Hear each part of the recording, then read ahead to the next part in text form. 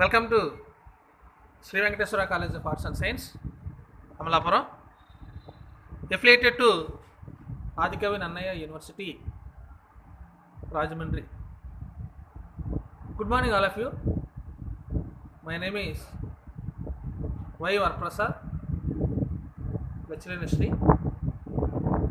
ఈరోజు డిగ్రీలో second year third సెమిస్టర్లో మొఘల్ సామ్రాజ్యానికి సంబంధించిన ఔరంగజేబు యొక్క చరిత్రను మనం చూస్తాం. ఔరంగజేబు యొక్క చరిత్రని మనం చూస్తాం. సో దీంట్లో ఔరంగజేబు మీద మనకి ఎట్లాంటి ప్రశ్న ఉంటుందయ్యా అంటే, ఔరంగజేబు మీద ఇక్కడ మనం చూసినప్పుడు ఔరంగజేబు మత విధానాన్ని వివరించి దాని వలన ఫలితాలను తెలుపుము. ఔరంగజేబు మత విధానాన్ని వివరించి దాని వలన ఫలితాలను తెలుపుము. లేదా మొఘల్ సామ్రాజ్య పతనమునకు ఔరంగజేబు మత విధానం ఎంతవరకు కారణం? మొఘల్ సామ్రాజ్య పతనమునకు ఔరంగజేబు మత విధానం ఎంతవరకు కారణం అనేది మన ప్రశ్న. అంటే ఇక్కడ మనం ఈ లెసన్లో ఔరంగజేబు గురించి వస్తాం. ఔరంగజేబు ఎవరు? ఔరంగజేబు మత విధానం ఏంటి? మొఘల్ సామ్రాజ్యంలో ఔరంగజేబు యొక్క పాత్ర ఏంటి అనే దాని గురించి మనం చూసినప్పుడు, ఇక్కడ ఔరంగజేబు యొక్క మత విధానం మనం చూసినప్పుడు మొఘల్ సామ్రాజ్యంలో ఇది ఒక వంశపారంపర్యమైన రాజరిక వ్యవస్థ. ఈ వంశపారంపర్యమైన రాజరిక వ్యవస్థలో ఔరంగజేబు షాజహాన్ యొక్క కుమారుడు.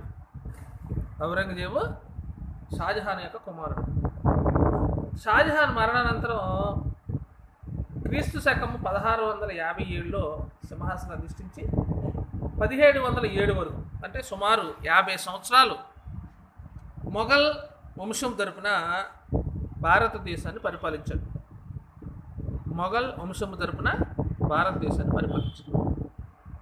అయితే ఇతను ముస్లిం అయినందువల్ల ఇతని యొక్క మత విధానం ఏ విధంగా ఉంది, దానివల్ల మొఘల్ సామ్రాజ్యానికి కానీ భారతదేశానికి కానీ ఏ రకమైన ఫలితాలు వచ్చాయి అనేదాన్ని గురించి. అయితే ఇతని మత విధానం వల్లే మొఘల్ సామ్రాజ్యం కొంత పతనమైందని కూడా ఒక నానుడి ఉంది, ఒక కారణం. అందువల్ల మొఘల్ సామ్రాజ్య పతనానికి ఔరంగజేబు మత విధానం ఎంతవరకు కారణం అంటే, ఇక్కడ మనం గమనించవలసి చాలా క్లీన్ గమనించాలి. మొఘల్ సామ్రాజ్య పతనానికి కారణాలు వేరు. అయితే ఇక్కడ ఒక పార్ట్ అన్నమాట, partly participation of the Aurangzeb religious policy, the decline of Mughal empire. Mughal సామ్రాజ్య పతనానికి ఔరంగజేబు మత విధానం కొంతవరకు ప్రభావం చూపింది. అందువల్ల ఇక్కడ మనం గమనించినప్పుడు పరిచయం చూద్దాం. భారతదేశ ముస్లిం యుగ చరిత్రలో అక్బర్ పరమత సహనానికి పేరు పొందితే, అంటే ఔరంగజేబు యొక్క ముత్తాత అక్బరు పరమత సహనాన్ని ప్రదర్శించి మనం చూసాం ఆల్రెడీ. అక్బర్ యొక్క మత విధానాన్ని చూసినప్పుడు అత్యధిక సంఖ్యాకులైన హిందువుల యొక్క ప్రేమ అభిమానం లేకపోతే భారతదేశంలో మనం ఉండలేము అని వాళ్ళ యొక్క ప్రేమాభిమానాన్ని పొందడానికి ఒక ముస్లిం అయినప్పుడు కూడా అక్బర్ పరమత సహనాన్ని ప్రదర్శించాడు, పరమత సహనానికి పేరు పొందాడు. కానీ ఔరంగజేబు అలా కాదు, పరమత ద్వేషానికి, మత మూర్ఖత్వానికి పేరు మోసాడు. అందువల్లే మొఘల్ సామ్రాజ్యం పతనం అనేది ప్రారంభమైంది. ఎప్పుడైనా సరే మనం గమనించినప్పుడు అత్యధిక సంఖ్యాకులైన వారి యొక్క అభిప్రాయాన్ని మనము తీసుకోకపోతే ఆటోమేటిక్గా మన యొక్క విధానాలు విఫలమవుతాయి. అని చెప్పడానికి చరిత్రలో అనేక రకాలైన మనకి ఉదాహరణలు ఉన్నాయి. దాంట్లో మనం ఔరంగజేబుని తీసుకుంటాం. ఎందుకు అక్బర్ అంత గొప్ప నాయకుడు అయ్యాడు, ఎందుకు ఔరంగజేబు అంత డిక్లైన్ అయిపోయాడు, ఒక మతం మూర్ఖుడిగా మనకి ఎందుకు చెప్తున్నామంటే ఆయన అనుసరించిన విధానాలు ఏంటయ్యా అంటే, ఔరంగజేబు పుట్టుకతోనే బుద్ధిపూర్వకంగా సనాతన సున్నీ మతస్థుడు. ఇస్లాం మతంలో అనేక శాఖలు ఉన్నాయి. ఆ శాఖల్లో అన్ని శాఖల్లో కంటే ప్రముఖమైన శాఖ ఏంటంటే సున్నీ శాఖ. మన భారతదేశంలో హిందూ మతంలో కూడా అనేక శాఖలు ఉన్నట్లు వైష్ణవ మతము, శైవ మతం ఉన్నట్లు కానీ, మళ్ళీ శైవ మతంలో అనేక శాఖలు, వైష్ణవ మతంలో అనేక శాఖలు ఉన్నట్లు కానీ, ఇస్లాం మతంలో కూడా ప్రతి మతంలోనూ కూడా, దేశంలో ప్రపంచంలోని అన్ని మతాల్లోనూ కూడా అనేక శాఖలు ఉన్నాయి. క్రైస్తవ మతంలో కూడా అనేక శాఖలు, క్యాథలిక్లని, ప్రొటెస్టెంట్లని, కాల్విన్లని, ఆంగ్లికన్లని, అలాగా ప్రతి మతం అంటే ఒక్కొక్కరు ఒక్కొక్క రకమైన విధానం. వీళ్ళందరూ చెప్పేది దేవుడి కోసం అయినప్పుడు కూడా వాళ్ళ యొక్క ఆచార వ్యవహారాలు వేరుగుంటాయి.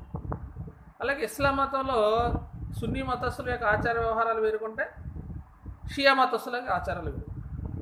అలాగా ఔరంగజేబు పుట్టుకతోనే బుద్ధిపూర్వకంగా సనాతన ఏన్షియంట్ సున్నీ రిలీజియన్, సనాతన సున్నీ మతస్థుడు కనుకనే ఖురాన్ శాసనాలను అనుసరించి జిహాద్ లేదా పవిత్ర యుద్ధము కొనసాగించి విగ్రహారాధనతో నిండిపోయిన భారతదేశంలో, విగ్రహారాధనతో నిండిపోయిన భారతదేశాన్ని, ఈ విగ్రహారాధనతో నిండిపోయిన భారతదేశాన్ని ఏమంటారంటే ముస్లింలు కఫర్ రాజ్యం అంటారు. కఫర్ అంటే విగ్రహారాధన, ముస్లింలు కాని రాజ్యము అని అర్థం. ఈ ముస్లింల కాని రాజ్యాన్ని పవిత్ర ఇస్లాం రాజ్యంగా మార్చితే, ఈ యొక్క ముస్లింలు కాని రాజ్యాన్ని పవిత్ర ముస్లిం రాజ్యంగా మార్చితే తన జీవిత ఆదర్శమని ఔరంగజేబు భావించాడు.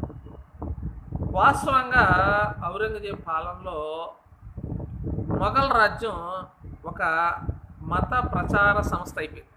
మొఘల్ రాజ్యం ఏమైపోయిందంటే అది ఒక రాజకీయ రాజ్యం కాదు, మత ప్రచార సంస్థ అయిపోయింది, ప్రచార రాజ్యం అయిపోయింది. కేవలం మతాన్ని ప్రచారం చేస్తుంది. సో ఇది అన్ని దేశాల్లోనూ ఉంది. ప్రజెంట్ ఇప్పుడు కూడా మనకి ఇదే ప్రాసెస్ కొనసాగుతుంది. భారతదేశంలో కూడా ఏ మతం వస్తే ఆ మతం వాళ్ళు ఆ మతాన్ని ప్రమోట్ చేసుకుంటానికి జరుగుతుంటుంది. అది సహజం.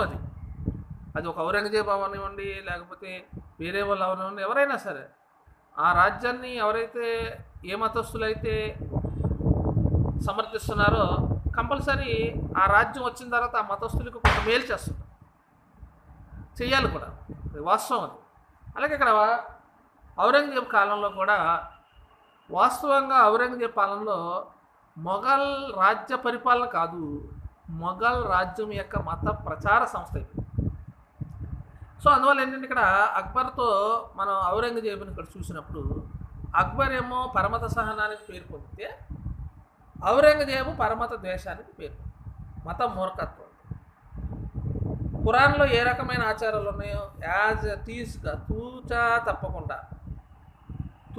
తప్పకుండా పరిపాలన చేసి విగ్రహారాధనతో నిండిపోయిన భారతదేశాన్ని, ముస్లింలు కాని రాజ్యాన్ని, కఫర్ రాజ్యాన్ని పవిత్రమైన ముస్లిం రాజ్యంగా చేయటమే తన జీవిత ధ్యేయమని ఔరంగజేబు భావించాడు.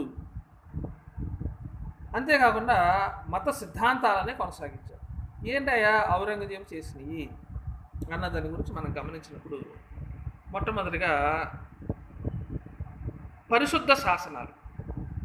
It's very important. The purity inscriptions అంటారు. సో దీంట్లో మనం ధ్యానించినప్పుడు పరిశుద్ధ శాసనం, తాను పరిశుద్ధుడై నిరాడంబరమైన సున్నీ జీవితానికి అంకితుడై ప్రజల జీవితాలను క్రమబద్ధం చేయటే, నీతివంతులుగా తీర్చిదిద్దుటే ఔరంగజేబ్ పవిత్ర గ్రంథముకు ఖురాన్ అనుసరించి అనేక పరిశుద్ధ శాసనాలు చేశాడు. ఏంటంటే ఉద్దేశం ఏంటంటే తాను పరిశుద్ధుడని నమ్మాడు, నిరాడంబరమైన సున్నీ జీవితానికి అంకితుడయ్యాడు. ఇక్కడ మనం ఒకసారి ఔరంగజేబు యొక్క జీవితాన్ని మనం చూసినప్పుడు ఒక గొప్ప చక్రవర్తి అయినప్పుడు కూడా భారతదేశాన్ని, యావత్ భారతదేశం తన ఆధీనంలో ఉన్నప్పుడు కూడా చాలా నిరాడంబరంగా ఉండేవాడు. ఏ రకమైన ఆడంబరాలు అంటే, రాజు అంటే దైవాంశ సంభూతుడనే భావన ఉండేది దాంట్లో, దేవుని యొక్క ప్రతినిధి, దేవుని యొక్క ప్రతిరూపం అని. కానీ ఏ రోజు కూడా ఔరంగజేబు అలా చేయలేదు. తాను పరిశుద్ధంగా చేస్తుంది, నిరాడంబరంగా. ఎంత నిరాడంబరం అంటే, ఎక్కడా కూడా విందులు వినోదాలకి, విలాసమైన జీవితానికి, భోగభాగ్యాలకి తావేయకుండా సింప్లిసిటీ అన్నమాట. ఒక రాజు అయినా తన ఆహారాన్ని అతనే కష్టపడి సమకూర్చుకునేవాడు. ఏం చేసేవాడు అంటే, ఖురాన్లోని సూక్తులు రాసి అవి అమ్మగా వచ్చిన డబ్బుతో తన ఆహారాన్ని సంపాదించుకునేవాడు. అంటే అంత నిరాడంబరం అన్నమాట. అయితే ప్రజలను కూడా అలా చేయాలి, ప్రజలను కూడా క్రమబద్ధం చేయాలి, వారి జీవితాలను క్రమబద్ధం చేయాలి, నీతివంతులుగా తీర్చిదిద్దాలి. అది చేయాలంటే పవిత్ర గ్రంథముకు ఖురాన్ అనుసరించి ప్రతి మనిషి జీవించాలి. అందువల్ల ఖురాన్లో ఏమున్నాయో ఆ శాసనాలనే అమలు చేశారు. ఏమున్నాయా ఖురాన్లో శాసనాలు అంటే, హిందువులు అవమానపరుస్తారని బిరుదుల్ని, నాణాలని పై ఉన్న ముస్లిం చిహ్నాలను నిషేధించారు. అంటే ఇప్పుడు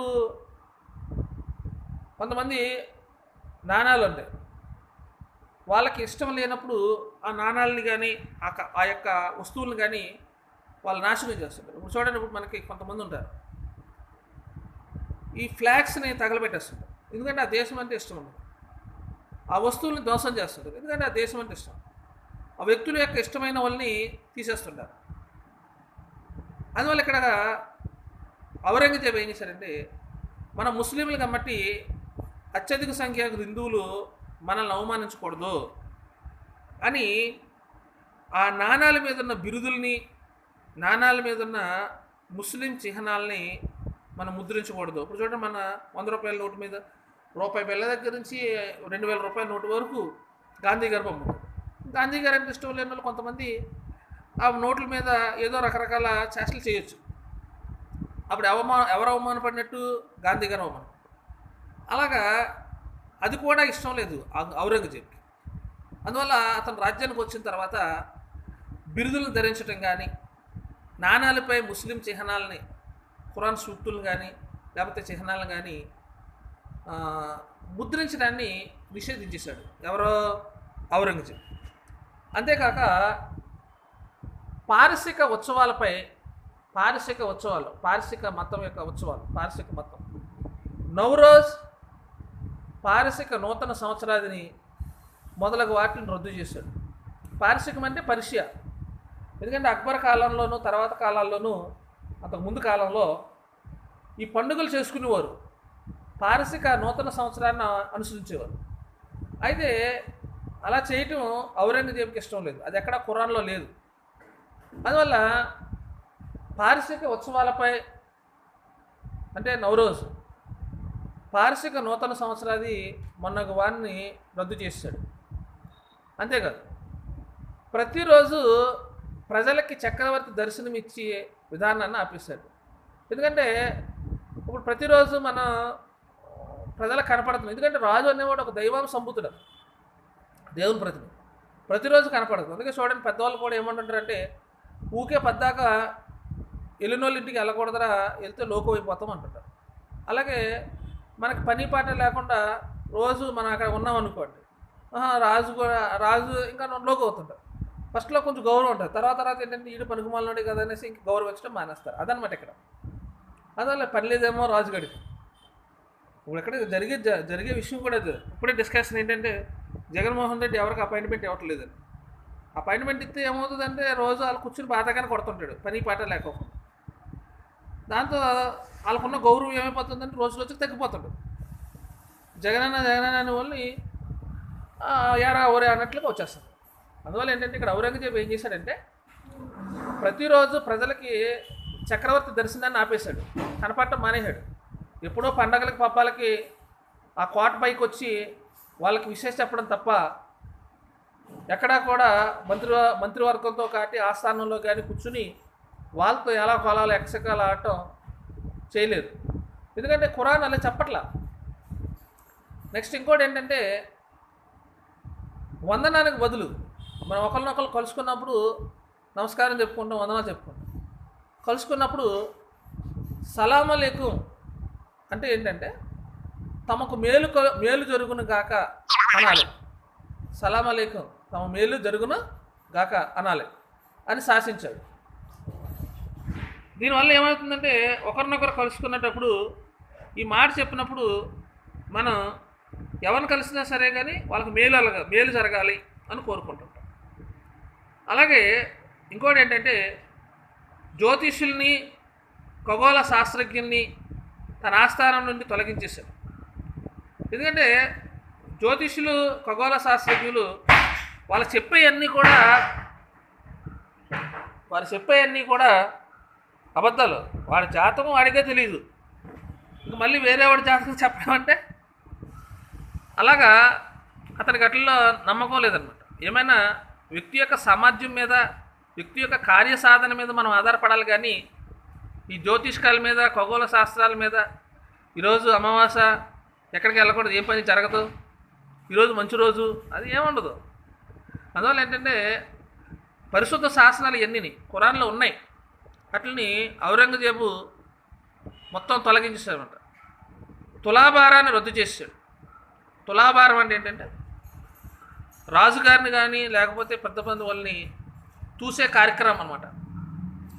దీనివల్ల ఏంటంటే కొంత పబ్లిసిటీ, రాజుగారికి కానుకల్ని రాజుగారికి అవి ఇస్తే ఆటోమేటిక్గా వాళ్ళు మా పనులు చేయించుకోవచ్చు కదా అనే ఉద్దేశంతో అలాంటివన్నిటిని కూడా రద్దు చేశాడు ఔరంగజేబు. అంతేకాకుండా మత్తు పదార్థాలను సేవించరాదని శాసనం చేశాడు.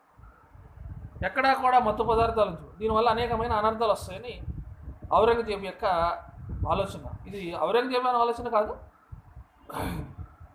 ఇది ఖురాన్ కూడా చెప్తుంది.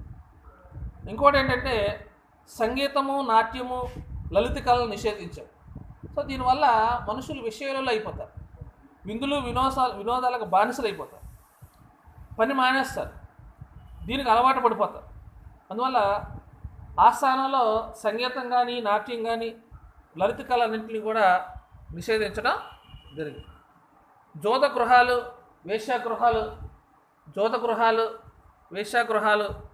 నిషేధించాడు. వేశ్యాగృహాలని నిషేధించడం జరిగింది. ప్లస్ అసభ్యకరమైన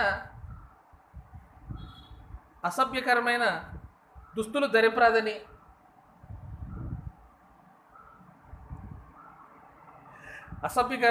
ధరింపరాదని, అశ్లీలమైన పాటలు పాడరాదని నిషేధించారు. దీనివల్ల అనేక రకాలైన అనర్థాలు వస్తుంటాయి. అందుకే ఇక్కడ ఈ రోజుల్లో ఎందుకు ఈ రకమైన అత్యాచారాలు జరుగుతున్నాయంటే ఇది ఒక కారణం. నాజూకీతనమైన దేహ అవయవాలని బహిర్గతం చేసే వస్త్రాలను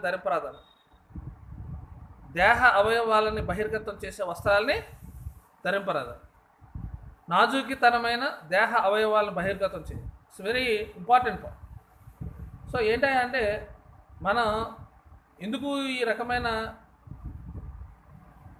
అత్యాచారాలు, మానభంగాలు, హత్యలు జరుగుతున్నాయంటే కారణం ఇదొకటి అన్నమాట. దేహ అవయవాలను బహిర్గతం చేసే వస్త్రాలు అవి ధరించలేదు. ఈ శాసనాలన్నింటిని అమలుపరచడానికి ఔరంగజేబు ప్రత్యేక రాజ ఉద్యోగిని ఒకటి నియమించాడు. ఈ శాసనాలను అమలు జరపడానికి ఔరంగజేబు ప్రత్యేక రాజ ఉద్యోగిని నియమించడం జరిగింది. సో ఇలాగా మతాన్ని ప్రచారం చేయటానికి, ఖురాన్ సూత్రాలని ప్రజలను పరిశుద్ధులు చేయటానికి, నీతివంతులు చేయటానికి అనేక పరిశుద్ధ శాసనాలని పొందుపరచడం జరిగింది. ఏంటయ్యా పరిశుద్ధ శాసనాలు అంటే, హిందువులు అవమానపరుస్తారేమని బిరుదులు, నాణాలపై ముస్లిం చిహ్నాలు నిషేధించాడు. పారసిక ఉత్సవాలపై నౌరోజ్, పారసిక నూతన సంవత్సరాన్ని మొదలగు వారిని రద్దు చేశాడు. ప్రతిరోజు ప్రజలకు చక్రవర్తి దర్శనాన్ని ఆపేశాడు. వందనానికి బదులుగా ఒకరినొకరు కలుసుకున్నప్పుడు సలాం అలైకుం, తమకు మేలు జరుగును గాక అనాలని శాసించాడు. జ్యోతిష్యుల్ని ఖగోళ శాస్త్రజ్ఞుల్ని తన ఆస్థానం తొలగించాడు. తులాభారాన్ని రద్దు చేశాడు. మత్తు పదార్థాలను సేవింపరాదని శాసించాడు. సంగీతము, నాట్యము, లలిత కళను నిషేధించాడు. జోత గృహాలు, వేశ్యాగృహాలు నిషేధించాడు. అసభ్యకరమైన దుస్తులు ధరింపరాదని, అశ్లీలమైన పాటలు పాడరాదని నిషేధించాడు. నాజూకీతనమైన దేహావయవాలు బహిర్గతం చేశాడు. దిస్ ఆర్ ట్రాన్స్పరెంట్ డ్రెస్ అంటుంది. ఇప్పుడంతా ఇదే జరుగుతుంది. బహిర్గతం చేయ వస్త్రాలని రద్దు చేశాడు. ఈ శాసనాలన్నింటినీ చూసుకుంటానికి ఒక ప్రత్యేకమైన దరోగా అంటారు ఆ అధికారిని. ఇక రాయలేదు, ఒకసారి మీరు రాసుకోండి. ఒకవేళ కాంపిటేటివ్ ఎగ్జామ్స్లో ఎప్పుడైనా అడుగుతుంటారు. ఒక ప్రత్యేక రాజు ఉద్యోగం నియమించారు, దరోగా. సో ఈ యొక్క పరిశుద్ధ శాసనాలను చేసి అతను ప్రజలను నీతివంతులుగా చేశాడు. అయితే వీటన్నిటిని కూడా అమలు జరపడానికి దీనివల్ల వచ్చిన ఫలితాలు ఏంటి అన్న దాని గురించి మనం గమనించినప్పుడు, ఔరంగజేబ్ హిందూ హింసా విధానం. నెక్స్ట్ పాయింట్, ఔరంగజేబ్ హిందూ హింసా విధానం. ఈ పరిశుద్ధ శాసనాలతో తృప్తి చెందలేదు ఔరంగజేబ్. ఇన్ని శాసనాలు చేసినప్పటికి కూడా ఇంకా ఏదో చెయ్యాలి అనే దాంతో ఈ పరిశుద్ధ శాసనాలతో తృప్తి చెందక ఔరంగజేబ్ భారతదేశంలో ఉన్న మిగిలిన మతాలను, ముఖ్యంగా హిందూ మతాన్ని సమూలంగా నాశనం చేయడానికి కంకణం కట్టుకున్నాడు. సమూలంగా నాశనం చేయడానికి కంకణం కట్టుకున్నాడు. దానివల్ల వచ్చిన ఫలితాలు ఏంటయ్యా అన్న దాని గురించి మనం గమనించినప్పుడు, మొదటగా ఔరంగజేబ్ హిందూ మత హింసా విధానంలో వచ్చిన ఫలితాలు ఏంటయ్యా అంటే, మొట్టమొదటి ఫలితం, మొదట హిందూ దేవాలయాలు, పాఠశాలను ధ్వంసం చేయవలసిందిగా ఆదేశించారు. మొట్టమొదటిగా హిందూ దేవాలయాలను, పాఠశాలను ధ్వంసం చేయవలసిందిగా ఆజ్ఞాపించారు. ఒక ఉదయపూర్ నందే 235 దేవాలయాలు ధ్వంసం చేశారు. ఒక ఉదయపూర్ నందే 235 దేవాలయాలను ధ్వంసం చేశారు. అవి కాకుండా కాశీ, అనేక ప్రదేశాలలో, హరిద్వార్, ఋషికేశ్ ఇలాంటి ప్రాంతాలన్నింటిలోనూ కూడా, రాజస్థాన్, రాయ్పూర్ అన్ని ప్రాంతాల్లో ఉన్న హిందూ దేవాలయాల్ని నేలమట్టం చేశారు. రెండవది, హిందువులపై అవమానకరమగు జిజియా పన్నుని, తీర్థయాత్ర పన్నుని విధించాడు హిందువులను అవమానించడానికి. యాక్చువల్గా ఈ రెండు పన్నుల్ని అక్బర్ గారు రద్దు చేశారు. కానీ ఔరంగజేబ్ మళ్ళీ ఈ పన్నులను పునరుద్ధరించాడు. జిజియా పన్నుల్ని, తీర్థయాత్ర పన్నుల్ని విధించడం జరిగింది. అంతేకాకుండా హిందువులు దీపావళి, హోలీ పండుగలు జరపరాదని శాసించారు. ఆల్రెడీ అక్బర్ అంతకుముందు ఈ హిందూ పండుగలైన దీపావళి, హోలీని ఢిల్లీలో కూడా జరుపుకున్నాడు. అతనే స్వయంగా తన యొక్క రాజపుత్ర భార్యలతో నిర్వహించాడు. కానీ ఔరంగజేబ్ వచ్చిన తర్వాత హిందువులను అవమానపరచడానికి, హిందూ మతాన్ని నాశనం చేయడానికి ఈ దీపావళి, హోలీ పండుగలు జరపరాదని శాసించాడు. నెక్స్ట్ ఏంటంటే, రాజపుత్రులు తప్ప మిగిలిన హిందువులు ఎవరో కూడా ఆయుధాలు ధరించరాదు అని, పల్లకీలు కానీ, ఏనుగులు కానీ, గుర్రాలు కానీ ఎక్కరాదని శాసించాడు. అంటే దీనివల్ల ఏంటంటే హిందువుల యొక్క గౌరవం పెరిగిపోతుంది. ఇస్లాం మతం అనేది తగ్గిపోతుంది అన్న ఉద్దేశంతో ఇతను ఏం చేశాడంటే, రాజపుత్రులు తప్ప మిగిలిన హిందువులు ఎవరో కూడా ఆయుధాలు ధరింపరాదని. ఎందుకంటే రాజపుత్రుల్లో ఒక ఇది ఉంది, వారు కంపల్సరీ వాళ్ళకి ఒక 5 పంచసూత్రాలు అని ఉంటుంది. ఆ పంచసూత్రాల్లో కంపల్సరీ వాళ్ళు ఏదో ఒక ఆయుధాన్ని ధరిస్తారు, కత్తి కానీ, డాలు కానీ. ఒకవేళ వాళ్ళకి కాదంటే వాళ్ళు తిరుగుబాటు చేస్తారేమన్న ఉద్దేశంతో వాళ్ళొక్కళ్ళకి మినహాయించి, ఎందుకంటే రాజపుత్రులు అనే వాళ్ళు సాహసోపేతం. అందులోని భారతదేశంలో రాజపుత్రుల యొక్క అండదండలు లేకపోతే రాజ్య పరిపాలన చేయటం కొంచెం కష్టం. దానికోసం అనేసి అందులోనూ వాళ్ళ యొక్క మతాచారంగా బట్టి వాళ్ళొక్కళ్ళకి మినహాయించి మిగిలిన ఎవరో కూడా ఏనుగులు కానీ పల్లకిలు కానీ గుర్రాలు కానీ ఎక్కరాదని శాసించారు. ఎక్కడికి వెళ్ళాలన్నా నడుచుకుంటున్నారు. తన ఆస్థానంలో ఉన్న హిందూ ఉద్యోగం తొలగించి ఇస్లాం మతం స్వీకరించిన వారికి ప్రభుత్వ ఉద్యోగాలు ఇచ్చారు. తన ఆస్థానంలో ఉన్న హిందూ ఉద్యోగం తొలగించి ఇస్లాం మతం స్వీకరించిన వారికి మాత్రమే ప్రభుత్వ ఉద్యోగాలు ఇవ్వటం జరిగింది. ఇంకా బలవంతంగా అనేక మందిని హిందువుల్ని ఇస్లాం మతంలోనికి మార్చేశారు. దీన్ని వ్యతిరేకించిన వారిని నానా హింసలు పెట్టాడు, నానా హింసలు విధించాడు. ఉదాహరణ, 9వ సిక్కు గురువు అయిన తేజ్ బహదూర్ సింగ్ని ఇస్లాం మతం స్వీకరించలేదని గుర్తించేశాడు. సో ఈ రకంగా అతను కొన్ని హిందూ హింసా విధానాలను కొనసాగించాడు. ఏంటంటే హిందూ హింసా విధానాలు అంటే దేవాలయాలను ధ్వంసం చేయటం, పాఠశాలను ధ్వంసం చేయటం, హిందువులపై అవమానకర్మకు జిజియా పన్ను, తీర్థయాత్ర పన్నును విధించటం, హిందువులపై అవమానకరమైన జిజియా పన్నును, తీర్థయాత్ర పన్ను విధించటం, హిందువులు దీపావళి, హోలీ పండుగలు జరపరాదంటాం, రాజపుత్రులు తప్ప మిగిలిన ఎవరో ఆయుధాలను ధరించరాదని, పల్లకీలు కానీ ఏనుగులు కానీ గుర్రాలు కానీ ఎక్కరాదని చెప్పడం, తన ఆస్థానంలో ఉన్న హిందూ ఉద్యోగులను తొలగించి ఇస్లాం మతం స్వీకరించిన వారికి హిందూ ఉద్యోగాలను ఇవ్వటం, బలవంతంగా అనేక మంది ఇస్లాం మతంలోనికి మార్చడం, దీన్ని ఎవరైనా వ్యతిరేకిస్తే వారిని నానా హింసలకి గురి చేయటం, ఇలాగా చాలామందిని చంపేయటం, ఇది హిందూ హింసా విధానానికి ఔరంగజేబు కారణం. అయితే దీనివల్ల చాలా ప్రాబ్లమ్స్ వచ్చాయి.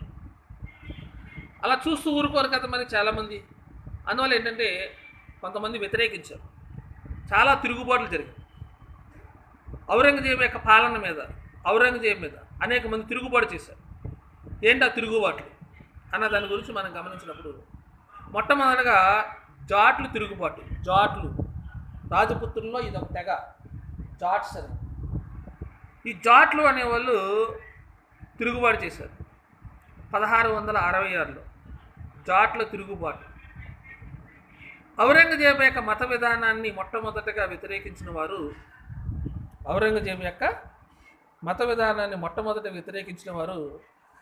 మధుర ప్రాంతంలో నివసించే జాటు తెగవారు. వీళ్ళు గోఖ్లా నాయకత్వం ఈ జాట్లు అనేవాళ్ళు తిరుగుబాటు చేశారు. అయితే ఔరంగజేబు ఈ గోఖ్లాని చంపేశాడు. ఇది మొట్టమొదటి తిరుగుబాటు.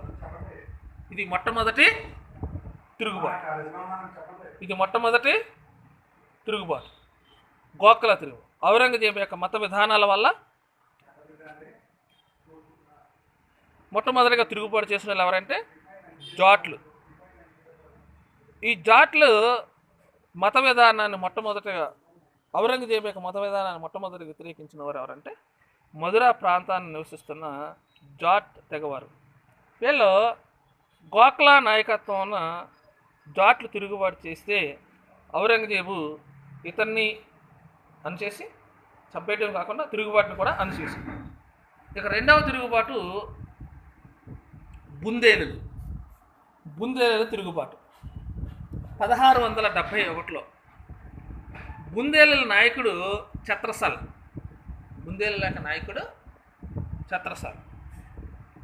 ఇతను బుందేల్ఖండ్ నందు స్వతంత్రాన్ని ప్రకటించుకున్నాడు. అయితే ఔరంగజేబుకి ఇది నచ్చలేదు. ఎప్పుడైతే ఔరంగజేబు వ్యతిరేకంగా స్వాతంత్రాన్ని ప్రకటించుకున్నాడో ఔరంగజేబు ఏం చేశారంటే ఛత్రసాల్ విస్తరణని అరికట్టలేక చివరికి అతనితో సంధి చేసుకున్నాడు. ముందు అణిచేయాలనుకున్నాడు కానీ కుదరలేదు. సో ఇది ఒక తిరుగుబాటు. ఇక మూడవదిగా మనం గమనించినప్పుడు సత్నామీల తిరుగుబాటు. సత్నామీల తిరుగుబాటు 1672. సత్నామీలు మేవాడ్ ప్రాంతంలో శాంతియుత జీవనం గడుపు హిందువులు. మేవాడు ప్రాంతంలో శాంతియుత జీవనం గడుపు హిందువులు. వీరి యొక్క ప్రధాన వృత్తి వ్యవసాయం. ఒక సత్నామీ రైతుని మొఘల్ సైనికులు ఏం చేశారంటే ఏ కారణం లేకుండా చంపేయితే ఈ సత్నామీలు తిరుగుబాటుకి కారణం. ఏ రకమైన కారణం లేదు, కానీ ఆ రైతుని చంపేశారు. దాంతో ఆ సత్నామీలు అందరూ ఏం చేశారంటే తిరుగుబాటు చేశారు, ఔరంగజేబు మీద తిరుగుబాటు చేశారు. ఈ తిరుగుబాటుని ఔరంగజేబు అణిచేసి సుమారు 2000 మంది సత్నామీలను చంపేశారు. చాలా దారుణమైన పని అన్నమాట, దారుణమైన పని.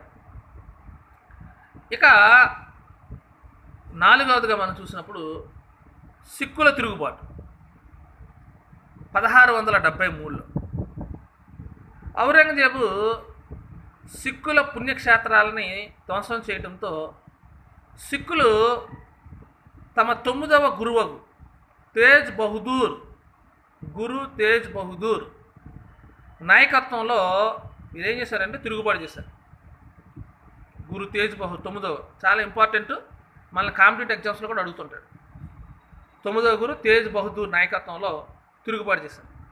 అంతటా ఔరంగజేబు ఏం చేశాడంటే తేజ్ బహదూర్ను బంధించి ఢిల్లీకి తీసుకొచ్చి ఇస్లాం మతాన్ని స్వీకరించటకు ప్రయత్నం చేశాడు. అయితే తేజ్ బహదూరు ఇస్లాం మతం స్వీకరించలేదు, ఇస్లాం మతాన్ని స్వీకరించడానికి నిరాకరించాడు. అందువల్ల అతన్ని ఏం చేశాడంటే ఉరి తీసేశాడు.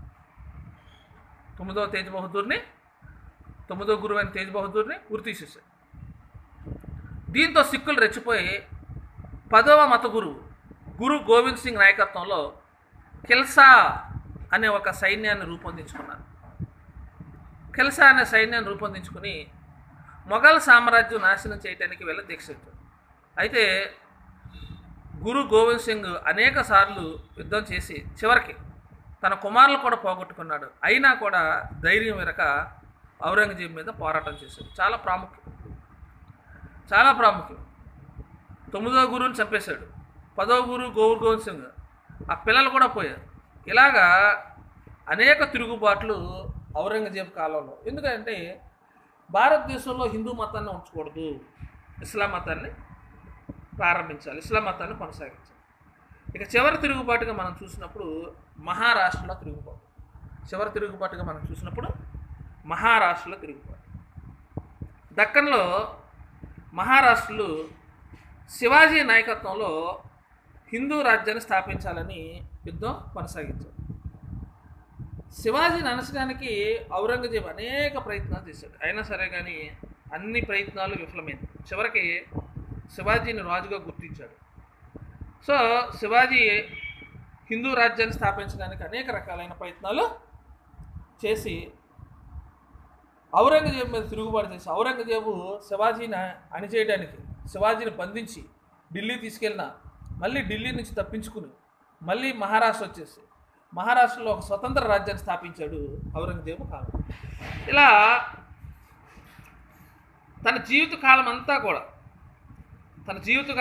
ఔరంగజేబు జీవితకాలం అంతా కూడా అనేక తిరుగుబాట్లు, ఇలా చెలరేగిన తిరుగుబాటును అణచడానికి అనేక యుద్ధాలు చేయవలసి వచ్చింది. ఇస్లాం రాజ్యంగా మార్చడమే తన ధ్యేయంగా చేసుకున్నాడు. దాన్ని నెరవేర్చడంలో పూర్తిగా విఫలుడైపోయాడు. చివరికి 1707లో ఔరంగజేబు చనిపోవటం జరిగింది. తన జీవితాంతం కూడా ఆ తిరుగుబాట్లు అనచడంలోనే అతను ప్రయత్నం. ఇలా ఔరంగజేబు యొక్క మత విధానం వల్ల చివరికి అతనే కాకుండా మొఘల్ సామ్రాజ్య పతనానికి కూడా కొంతవరకు కారకుడు అవటం జరిగింది. సో మనం ఇక్కడ గమనించవలసిన విషయం ఏంటంటే ఔరంగజేబు యొక్క మత విధానం ఏంటి అన్నా, లేకపోతే మొఘల్ సామ్రాజ్య పతనానికి ఔరంగజేబు మత విధానం ఎంతవరకు కారణం అన్నా మనం ఈ లెసన్ను జాగ్రత్తగా గమనిస్తే మనకి తెలుస్తుంది. దీంట్లో అతని యొక్క విధానం, అతను సనాతన సున్నీ మతస్థుడై విగ్రహారాధనతో నిండి ఉన్న భారతదేశాన్ని ఇస్లాం రాజ్యంగా మార్చడమే తన ధ్యేయంగా పెట్టుకుని ఆ ధ్యేయానికి అతను అనేక శాసనాలని రూపొందించి ఆ శాసనాలన్నింటికి పరిశుద్ధ శాసనాలని పేరు పెట్టి పరిశుద్ధ శాసనాలని పేరు పెట్టి ఆ శాసనాలు అమలుపరచడానికి ఒక ఉద్యోగిని నియమించి దాంతో సంతృప్తి చెందకుండా హిందువుల్ని అనసటానికి, హిందూ మతాన్ని అనసటానికి అనేక హింసా విధానాలను కొనసాగించి దేవాలయాలని, పాఠశాలని ధ్వంసం చేసి హిందువులపైన జిజియా పన్ను, తీర్థయాత్ర పన్ను విధించి హిందువులు జరుపుకుంటున్న దీపావళి, హోలీ పండుగల్ని నిషేధించేసి హిందువులు పల్లకి కానీ, ఏనుగులు కానీ, గుర్రాలు కానీ ఎక్కరాదని శాసనాలు చేశారు. హిందువుల్ని ఉన్నతమైన ఉద్యోగాలను తొలగించి ఎవడైతే ఇస్లాం మతాన్ని స్వీకరించాడో వాళ్ళకు మాత్రమే ప్రభుత్వ ఉద్యోగాలు ఇచ్చి బలవంతంగా ఇస్లాం మతంలోకి మార్చడానికి ప్రయత్నించారు. ఒకవేళ మారకపోతే వాళ్ళ మీద నానా హింసలు విధించాయి. ఇలా చేయటం వల్ల అనేక తిరుగుబాట్లు ఎదుర్కొన్నాడు. ఆ తిరుగుబాట్లలో ముఖ్యమైన తిరుగుబాట్లు ఏంటంటే జాట్ల తిరుగుబాటు 1666, బుందేల్ఖండ్ తిరుగుబాటు 1671, సత్నామీల తిరుగుబాటు 1672, సిక్కుల తిరుగుబాటు 1473, మహారాష్ట్రలో తిరుగుబాటు 1675. ఇలా తన యొక్క మత విధానం వల్ల అనేక తిరుగుబాట్లు జీవితాంతం ఎదుర్కొని చివరికి ఔరంగజేబ్ 1707లో మరణించటం జరిగింది. తన యొక్క ధ్యేయాన్ని చేరుకోలేకపోయాడు. కానీ మొఘల్ సామ్రాజ్య పతనానికి మాత్రం తన యొక్క మత విధానాన్ని కొంతవరకు కారకుడు అయ్యాడు. ఇది ఒకటే ప్రశ్న, చాలా ప్రాముఖ్యమైనది. మీరు ఈ ప్రశ్న చూస్తున్నప్పుడు, ప్రశ్న వింటున్నప్పుడు పుస్తకాన్ని దగ్గర పెట్టుకుని, మనం వచ్చిన మెటీరియల్ దగ్గర పెట్టుకుని చూస్తే మీకు ఇంకా బాగా అర్థమవుతుంది. ఎందుకంటే ఇది ఎగ్జామినేషన్ పాయింట్ ఆఫ్ వ్యూలో చాలా ప్రాముఖ్యమైన ప్రశ్న. ఎందుకంటే మొఘల్ సామ్రాజ్యం పతనానికి ఔరంగజేబు యొక్క మత విధానం కానీ, లేకపోతే ఔరంగజేబు మత విధానం అన్నా కానీ ఇదే ప్రశ్న కాబట్టి మీరు 1-4 సార్లు ఇది పుస్తకం దగ్గర పెట్టుకుని ఏమైనా తప్పులు ఉంటే ఒకసారి చూసుకుని చేస్తే మీకు ఇది బాగా అర్థం అవ్వటం జరుగుతుంది. So thank you very much.